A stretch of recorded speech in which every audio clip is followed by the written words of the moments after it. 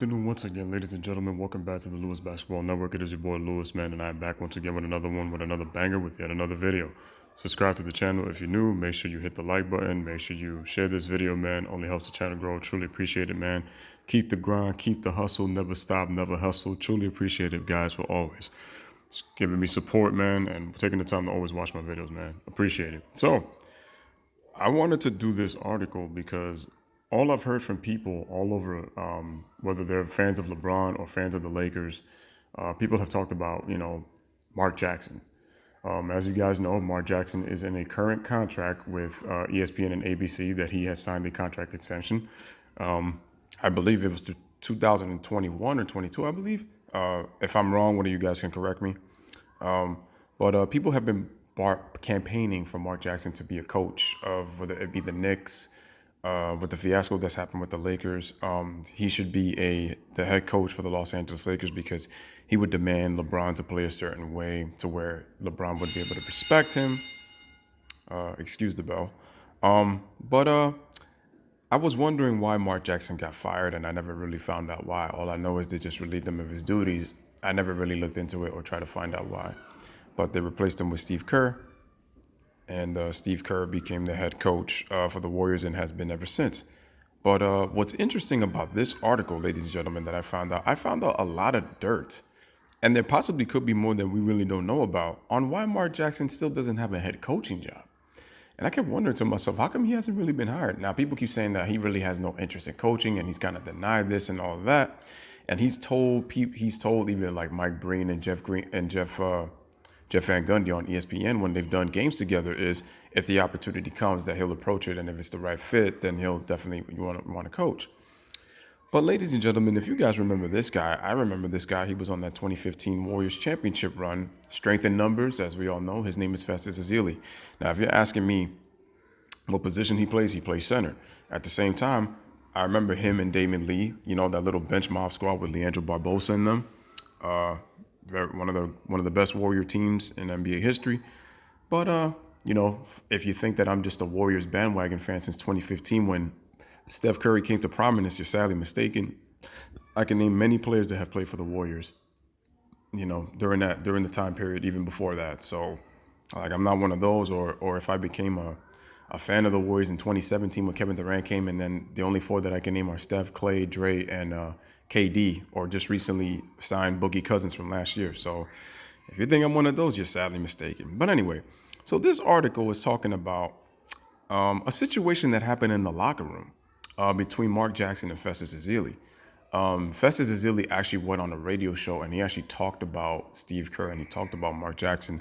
I might look into details on that as to what really happened in the locker room with Festus and why him and Mark Jackson had issues.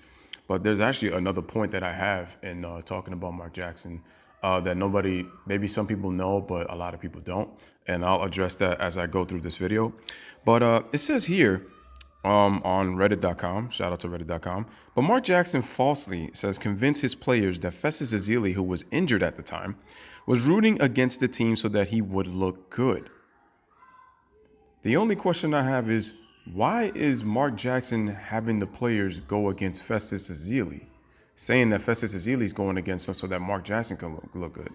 If I'm hearing that, that tells me that Mark Jackson tried to divide the locker room. And you can say, well, maybe that was just one situation. Maybe not a big deal. Maybe you don't know the sources. Something might have happened that caused all that. But why would a coach say that about a player to the entire team?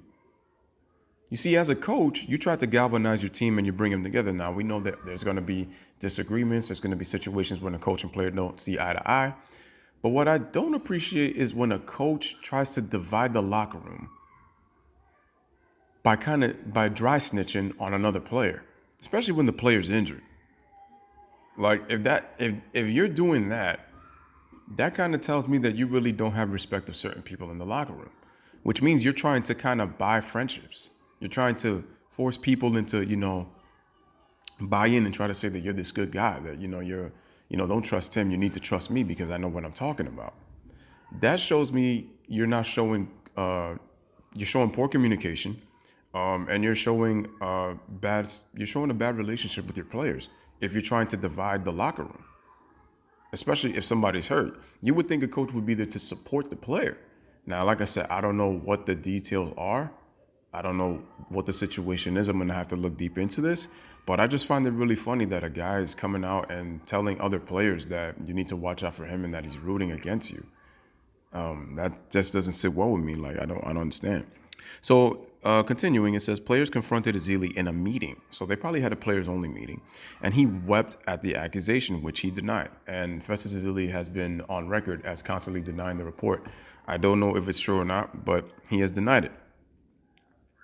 So so then we have some comments on here, and it says, Mark Jackson is the complete opposite of what Scott Perry and Steve Mills say they are looking for in the next head coach. I'll be surprised if he even gets an interview. So, which is very strange. And I'm saying to myself, if he even gets an interview, but I said, Mark Jackson's got the credentials of a head coach because he turned around, he changed the culture of the Golden State Warriors. Steph Curry became what we know and love. I mean, Steve Kerr let him play loose, but I remember Mark Jackson was trying to construct and instruct him on how to be a proper point guard in this league. So Steph was actually developing, quite nicely, even though sometimes he looked like he was restricted under Mark Jackson. And for those who know, Mark Jackson is known as a defensive head coach, and he's known to run a stagnant offense. We wouldn't know the Splash Brothers to be the Splash Brothers the way they are now. Like, they've always had the ability to shoot. But the way Steve Kerr opens the offense for them allows them to make mistakes and allows them to play freely, even though they run a motion offense where guys move, the ball moves. Like, you wouldn't know them, the Splash Brothers, to be the way they are, like, without Steve Kerr letting them just be free. But Mark Jackson deserves a ton of credit for building the foundation for what is for the Golden State Warriors.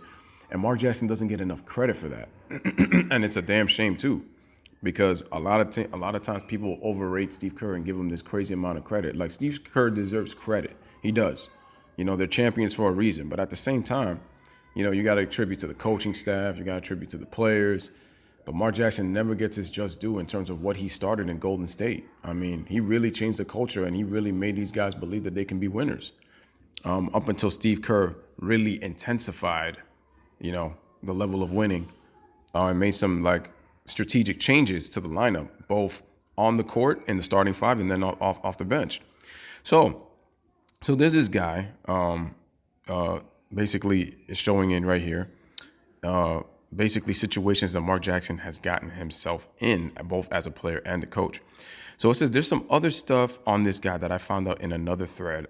I want nothing to do with him. So it says Mark Jackson staged a coup of John Stockton while he was on the Jazz. For those who don't know, in the Mark Jackson's, in his waning moments of his career, I believe Mark Jackson retired in 2004, 2005.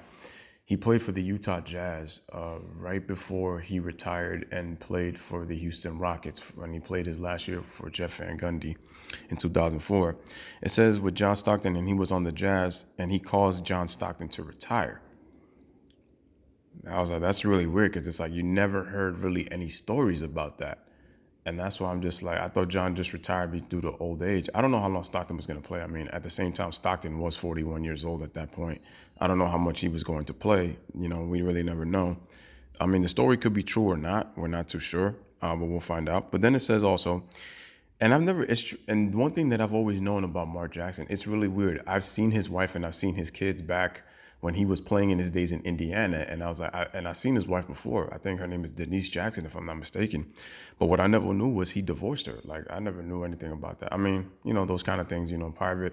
I don't know if it ever came out on the news, but and that's why I'm like, Mark's kind of have a kind of secretive, dark career that nobody really knows about. So then it goes, he cheated on his wife with a stripper. Then he got, then getting blackmailed by the prostitute, and then some other guy, while at the same time being a born-again pastor. Huh? This is very interesting, ladies and gentlemen. Very interesting. Then he goes, bristled at Mike Malone being the assistant coach under him. Ownership wanted him to be the associate head coach like Alvin Gentry was with Steve Kerr. But when Jackson found out, he said no way. And what people don't understand or really know, Mark Jackson was the type of person that he felt like if somebody was threatening his job as the head coach, things like this he would not allow. Like what Alvin Gentry is to Steve Kerr, he did not allow, like with other head coaches that were part of his coaching staff, which is really weird. It basically tells you that Mark Jackson wanted control and he wanted to stay in control. So anybody who was a threat to his job, or or in this case the throne, he would not allow them to, be a part of trying to take over. It says didn't let assistant coaches do interviews with the press because he thought they were gunning for his job. Oh, that's really strange. He says he pushed Malone out because Jackson thought Malone was gunning for his job. He ran ISO ball all the time. Now, I told you that his offenses were known to be stagnant, so that is true. And still, they us versus them, where the them was the entire front office. He would tell the players that the front office didn't want them to win so that Mark Jackson would look bad.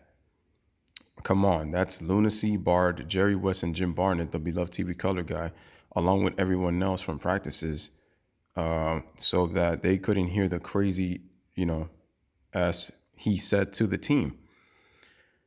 It also says, told the team that Ezeli was rooting for them to lose so that Ezeli would look better.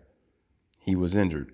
This culminated in Ezeli in tears, saying that there is no way he would do this when confronted by the team.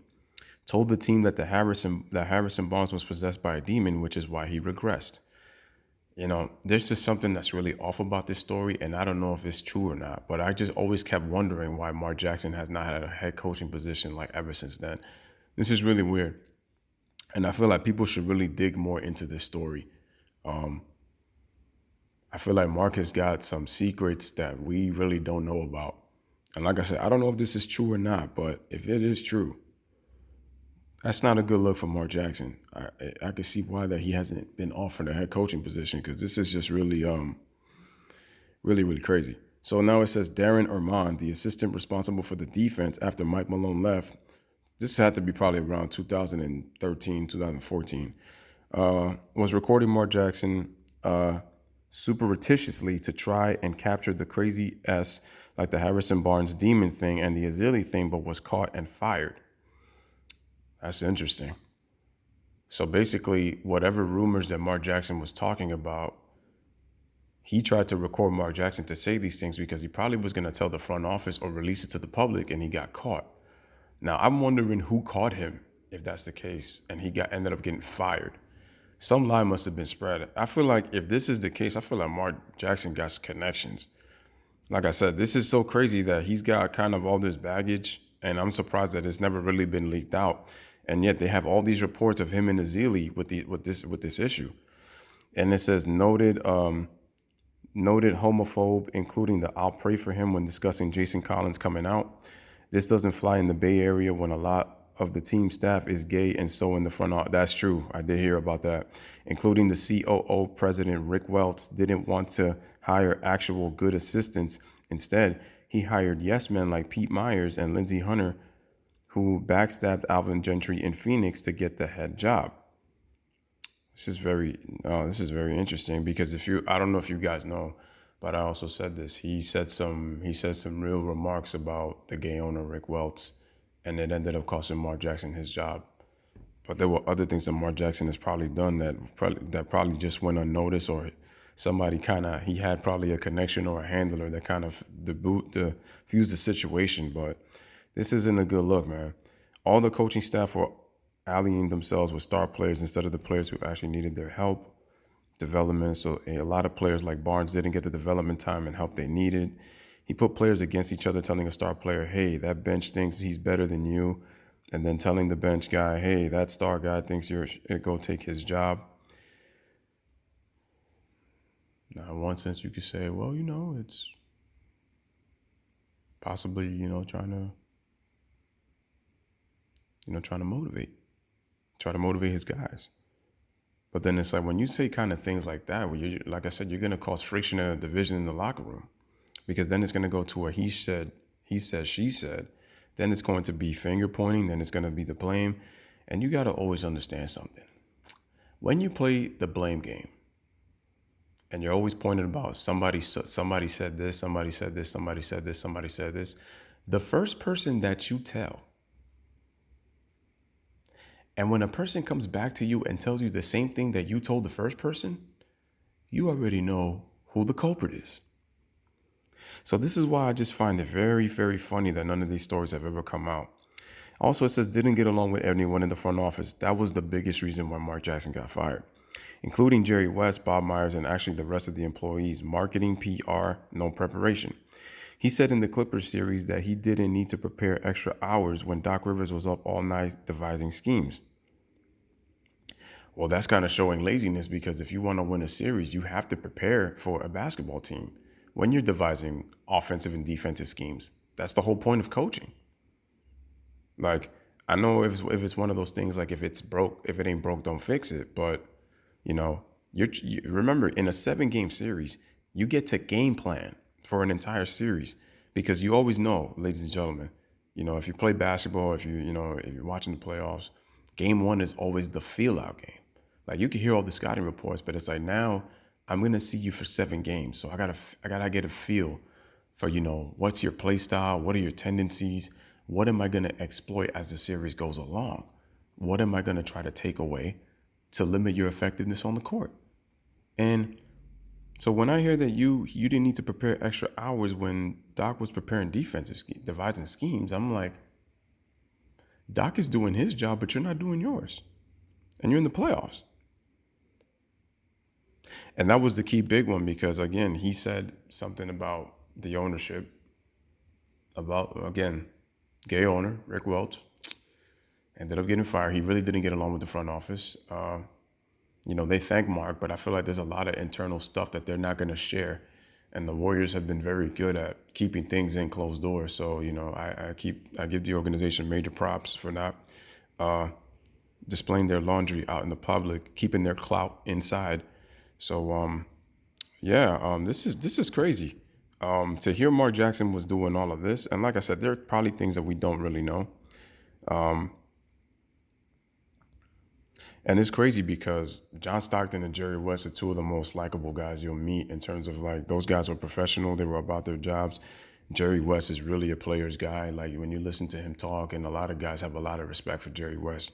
So it's so crazy that Mark Jackson really didn't get along with him. I feel like Mark Jackson probably has too strong of a personality that he probably didn't get along with.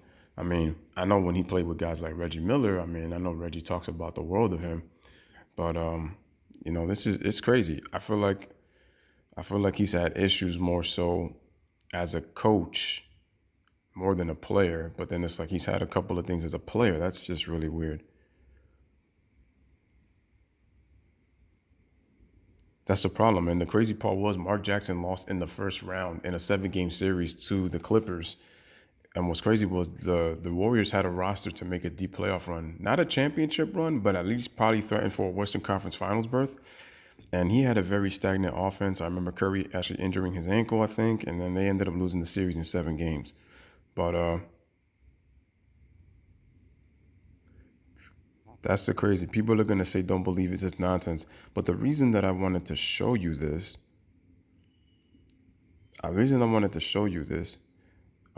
he did have positives, like I said, with the Warriors, in terms of what he did. Like I said, he brought a culture that I really find it crazy that if you brought a grown man to tears, then something really is going on.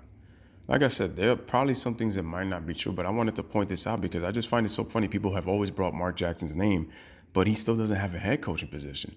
Now, you could talk about, maybe they don't probably have, we have the things that we need. An organization has what they need, so they're not looking for a guy like Mark Jackson.